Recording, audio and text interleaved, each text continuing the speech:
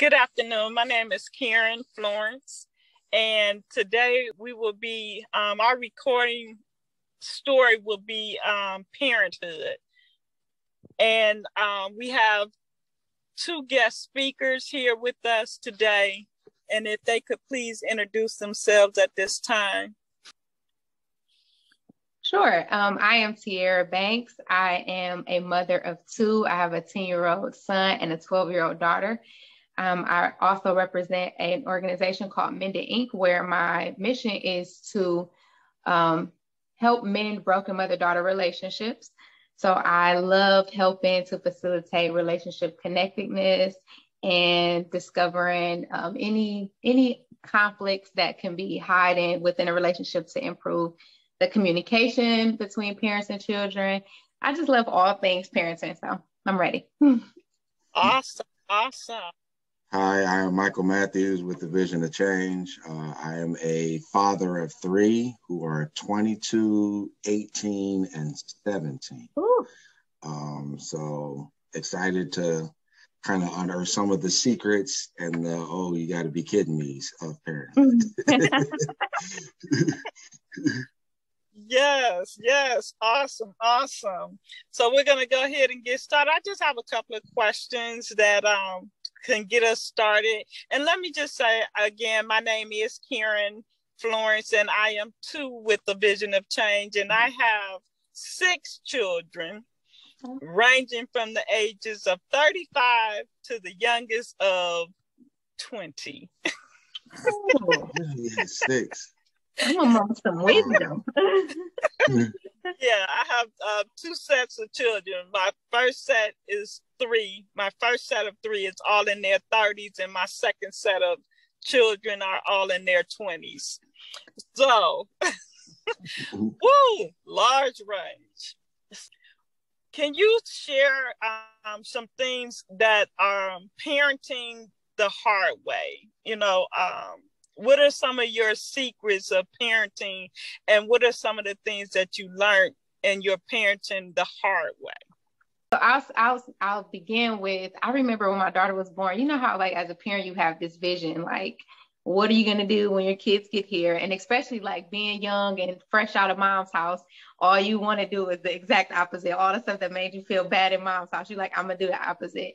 So I knew for a fact that I was going to have my daughter. She was going to look very cute, and she was going to be my mini me. And I was going to show her all things girly, fuzzy, and pretty.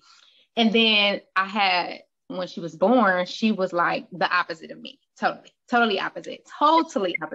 We have some similarities, but our style is different. And academic wise, she loves math and science, which are things I was horrible at. And everything that I had premeditated in my parenting for her did not work. So I learned early on that you don't get to decide. I know one thing my dad always tells me is that the kids will teach you how to parent them. So I learned that right away. Like my daughter taught me right away that what I planned to give her was not going to work for her. So I just kind of had to I had to take a back seat and really let her guide us, like just show me, what she need. And then I had to shape my parenting around those needs that I was able to observe. And for me, definitely that. I think kind of as you have more than one, you realize that they're not the same. So kind of what you did for the first one, you try for the second one is completely different. Even kind of in understanding them. So my oldest, like as a kid, you could leave her sitting on the couch. She's watching TV. It's good. Second one came along, they were on the couch, come back and like, wait, whoa, where'd she go? And then they're constantly moving, constantly having kind of different ideas of what they want to do. One wants to play basketball. My son wants to play basketball. My youngest daughter wants to go to the sandbox. Like, I came to the park to play basketball. What do you mean? Go to the sandbox. So you got to adapt. And then I think the biggest thing that I learned was that DNA is real. So it was kind of a thing where you're kind of looking at, my wife and like, okay, is that you or is that me? Like, that's me. Okay, well, you address that because you know how you feel. So you go ahead. But that right there, yeah, I apologize. That was me. I did the same thing as a kid. And it's amazing to see kind of how they are as they grow, that you begin to see yourself at their ages. saying the same things, doing the same things, having some of the same remarks, to ultimately realize that that's my 50% that's in there. So my apologies for drinking all the milk every day. I'm sorry, we are growing. That's good. Awesome, because I thought about my twins, and they're identical. So I used to dress them alike, and later on in life they did not like that. They let you know. Like they're identity away from one another, So I had to learn. My one oldest twin, he was like, I do not like being dressed like my brother. Until one day they also switched classes on me. So I learned not to dress them alike anymore. Oh, that's awesome. Yeah, I think what I'm conscious about is calling Yasmin, who's my youngest daughter, my middle child. Because I heard so much about kind of this whole middle child thing that I've consciously always called her my youngest daughter. Okay. And kind of give her her own identity where people are like, well, yeah, I was the middle kid too. And you got the oldest and the youngest. Like you're all three. This is my oldest daughter, my youngest daughter, and my son. So I have to. That's good. That's good. Yeah, that's really good. Yeah. And Mike, I agree with you about the different kids, because then when my son came along, it was like, oh, what I really planned for my daughter, like he was so much like me. I was like, oh, like this is cool. Back to that arsenal. This is cool. You're just in like these things work on him, and I'm always like telling my husband, because my daughter is so similar. I'm like, that's your seed. You gotta. That's your seed. I don't understand what's going on there. So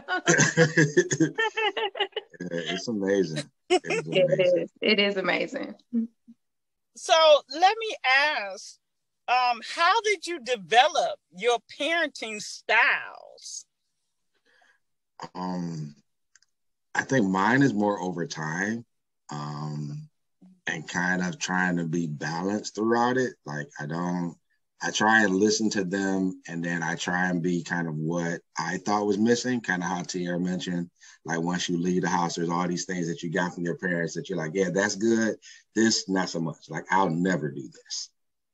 You kind of get close to that never, but it's always trying to kind of change. And I really couldn't even say what my parenting style is. Like, it's more, let's take one day at a time, focus on them as individuals. I think the biggest thing that I've kind of come is just sacrifice all of myself. So regardless if I'm tired or not, they don't care. So I need to go here. I don't care if it's 2:00 in the morning. I need somebody to pick me up. So do what I need to do on my end in order to be there and be available for them when they need. Yeah. I know for me, mine is like a mixture, especially because I feel like I'm still brand new, like 10 and 12, like I'm still learning. But my parenting style is definitely a combination of my parenting, that, the child rearing system that my mom went by. And then I definitely observe a lot. I try to learn from other people's mistakes and, their strengths. So I consult a lot with wise people in my life. Like my mother-in-law is 90. So I will call her in a minute. Like, what did you do? And sometimes I feel like I can go to my mom, in their generation, but I'm like, well, let me skip, let me just get a mixed perspective. And then I try to take it one situation at a time.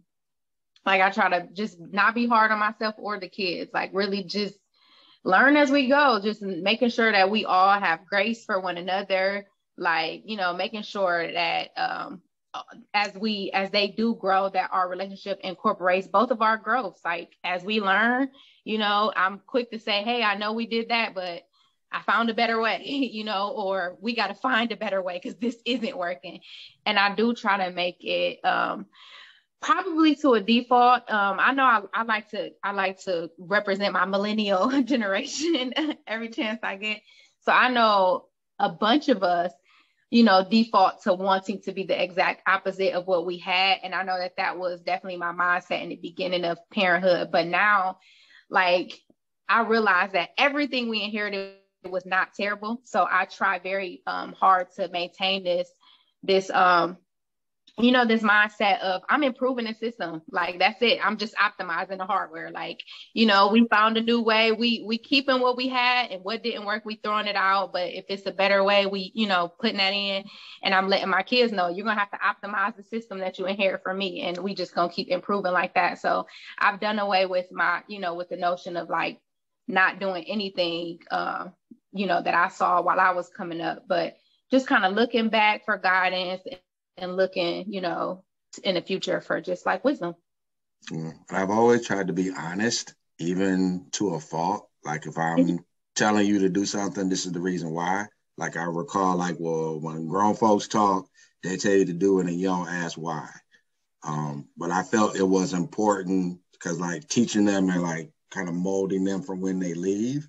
Like, I'm telling you this at 12 because when I come to your house at 20, like, I don't want to have to come in your kitchen and see a bunch of dirty dishes. Mm-hmm. So if you're going to be able to cook and you want us to come eat, like, I want to enjoy your house. So please clean up, like vacuum, clean your room, clean. There's a reason why we're having you do all these things, selfishly or not. I lost my mother at a very young age.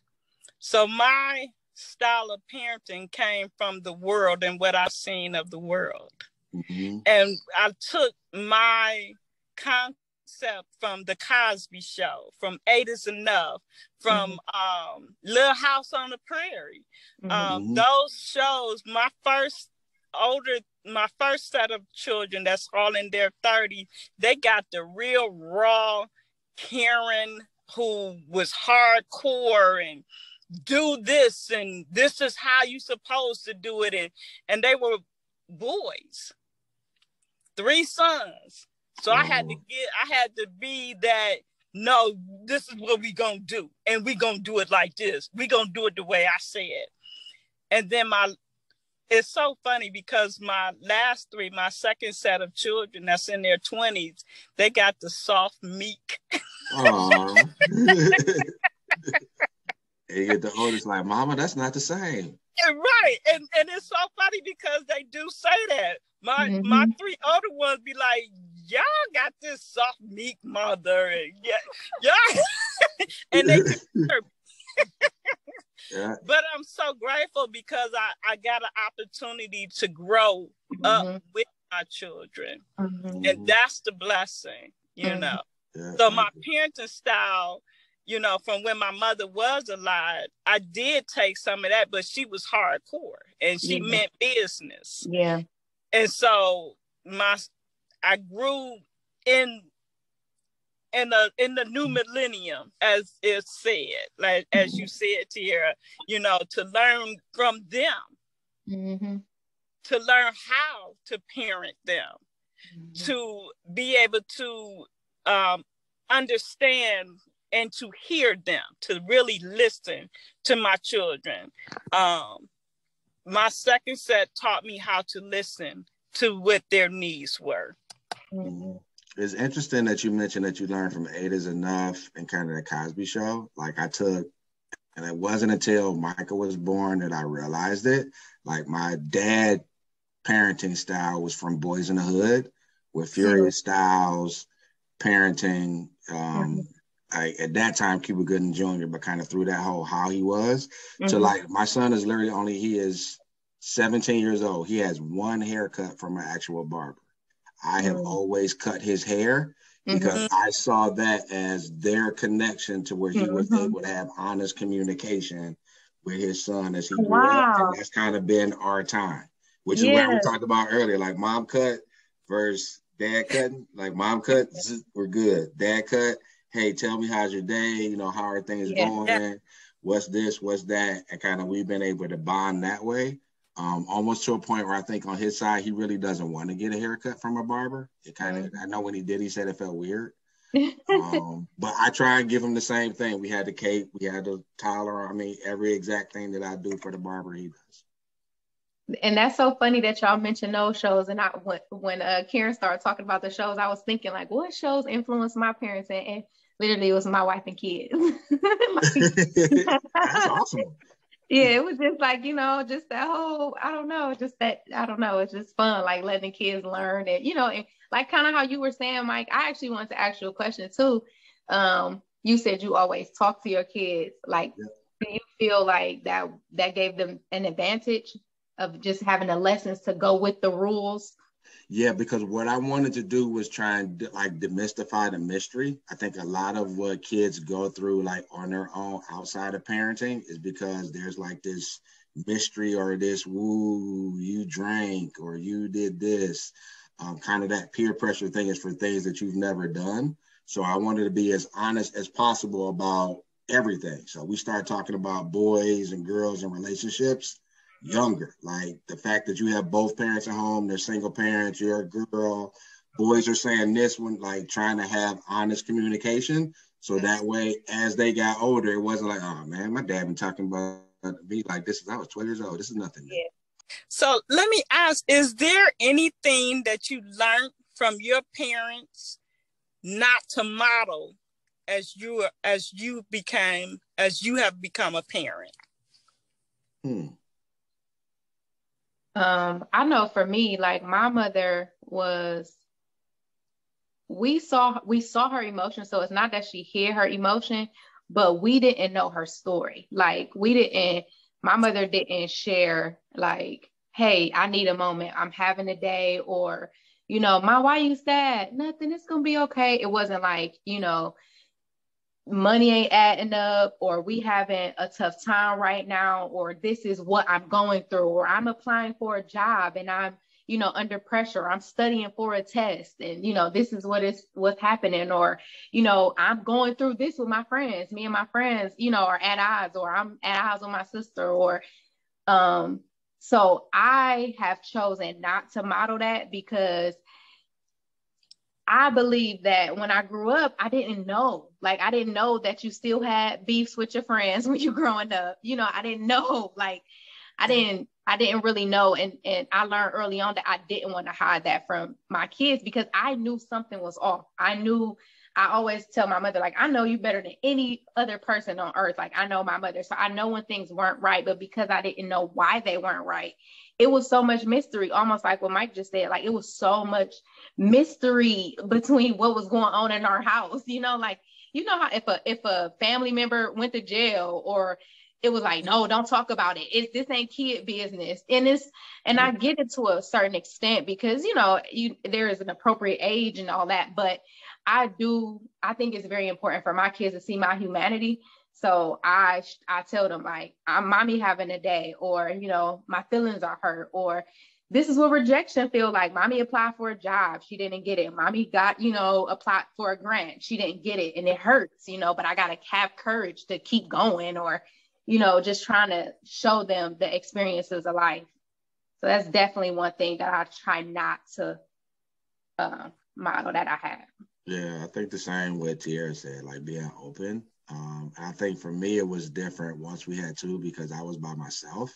So a lot of the things are, when you're parenting one kid, it's different than when you're parenting more than one. For me, I kind of see it most kind of in discipline. Like discipline, you're actually putting that on yourself. So, you can issue 3 punishments, but that means you're supervising 3 punishments. Which is different than sending one. I can send one kid to the room, you're good, but you got 3 different people on 3 different things with 3 different, and then now you're sitting around like, okay, well, I can't do this, and so it begins to challenge kind of what you're doing and how you're doing it, and like I said from the beginning, you sacrifice yourself just from so much. So I think my mom did do that, but like I even thought about like stability because we moved a lot. But even in that moving, it allowed me to be able to adapt and build new relationships. Mm-hmm. So even though I am of one, my kids have like 60, 75 uncles from all the different times that I've met different people and different things. And they're like, okay, is this another uncle? Yeah. How many uncles do we have? Uncles and aunties everywhere, buddy. Uncles and aunties everywhere. But that is something that I think helps them. So I couldn't say like moving. I mean, we're in a different situation. And as Tierra said, optimize and everything. And we're trying to do the best that we can to give them a different life. Yeah.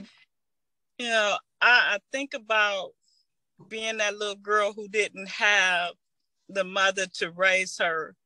And my dad, he was there, but he was that military dad up until a point in my life. But the one thing that I wanted more than anything that I give to my children is just to say, I love you. Every day I see them. Every day I see them, I give them that hug, because those are the things that I yearned for as a little girl growing up. And so I always said that I never wanted to leave this earth and my children not know who I was. So one last question. How do you hold it together? And when your kids, when you go through tough times, how do you hold it together when you are yourself going through a tough time? For us, we slow down. So mine will consistently say, don't ask daddy anything a month from now, because he's going to tell you just focus on tomorrow. And they know that's when there's like those tough times. We got a lot going on schedule wise, like 1 minute, 1 day. We have no idea what's going to happen tomorrow. So don't worry about it. Let's not focus on it. Let's just get through the day. Everybody happy? Okay, now what do you need me to focus on for tomorrow? Because like you can't yell at them. Like it's not their fault. They trust you with everything.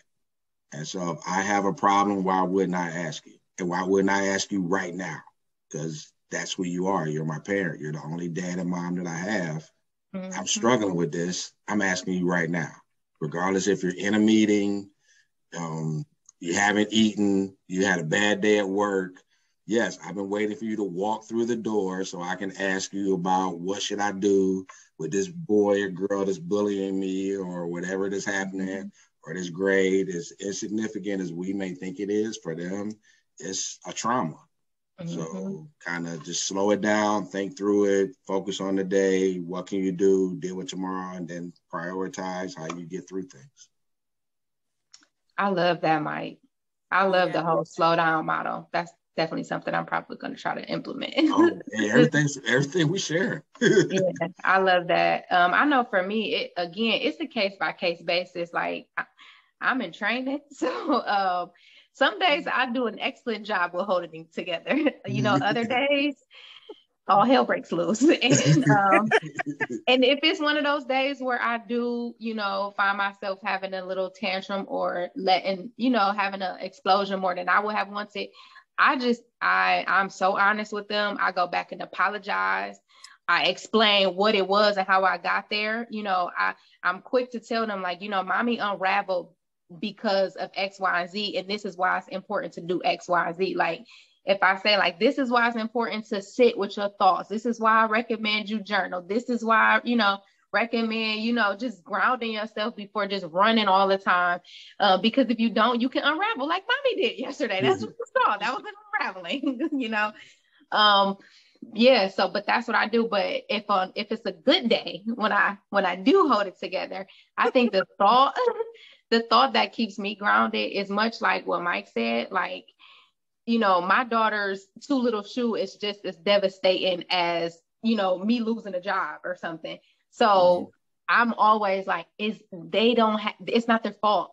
And their needs still need to be met no matter what kind of day I had or what kind of moment I'm having. So it literally boils down to sacrifice. And like, I have to put Tiara aside and I got to hold it together. Like, that's what I am. I'm the glue. And, and sometimes you break down afterwards. But I just make I just make a choice. I assess the situation. Like, you gotta take this one for the team. You could cry when they get out the car or when they go to bed, and have your own moment. But again, I don't know. I think it's so important for me to remain a model. Like, and I'm as a parent, you're always in teaching mode. Like, everything is a lesson. And like, you showing them how to respond to life, to people, to relationships, to emotion, to adversity. And I'll just like say, like, what do I have to do to remain in teaching mode? Like, what type of lesson do they need to see here?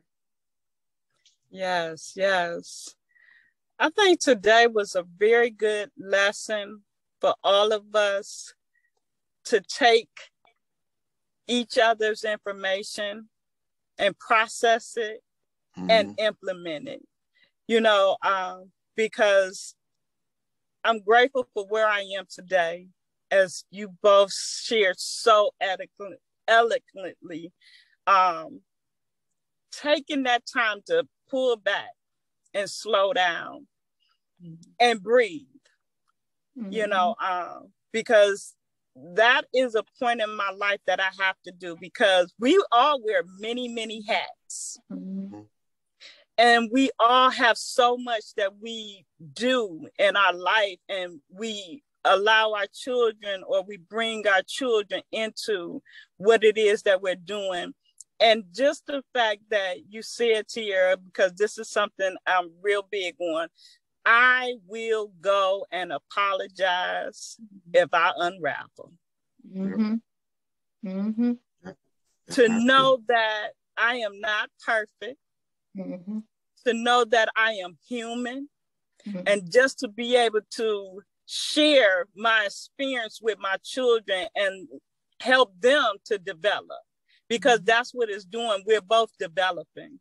And I'm grateful for that opportunity to develop that space and that time with my children, so that we continue to grow in that process, in our process.